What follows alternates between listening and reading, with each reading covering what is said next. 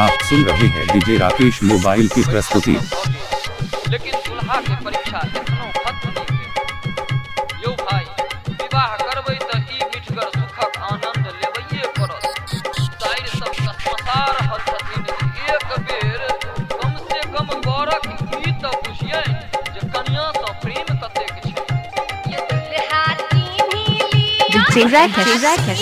लिया अपन दुलारी के, ये छत पहन Series of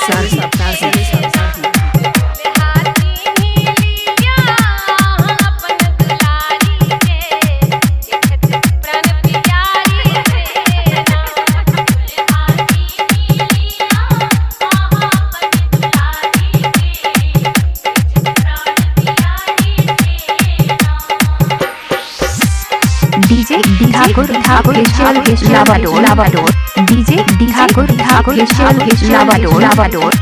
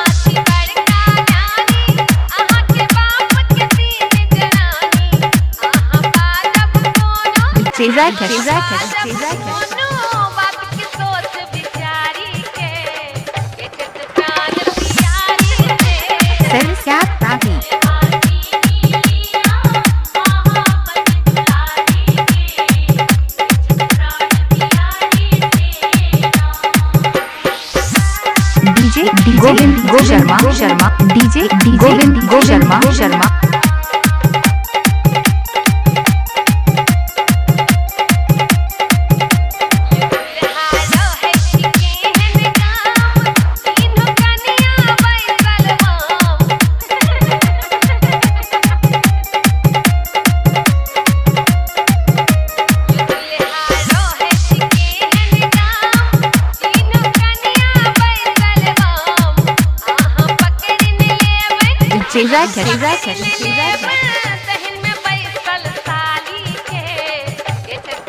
Series of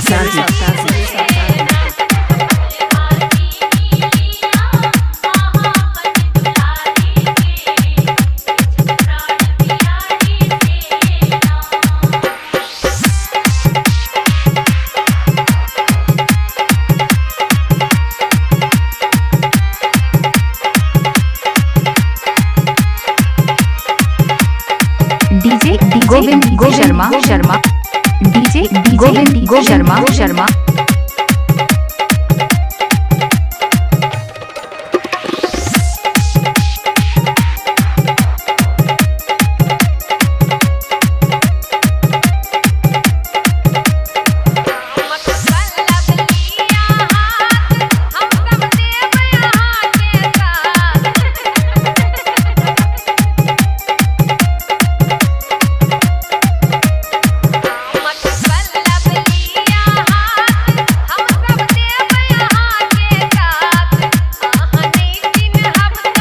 Rakesh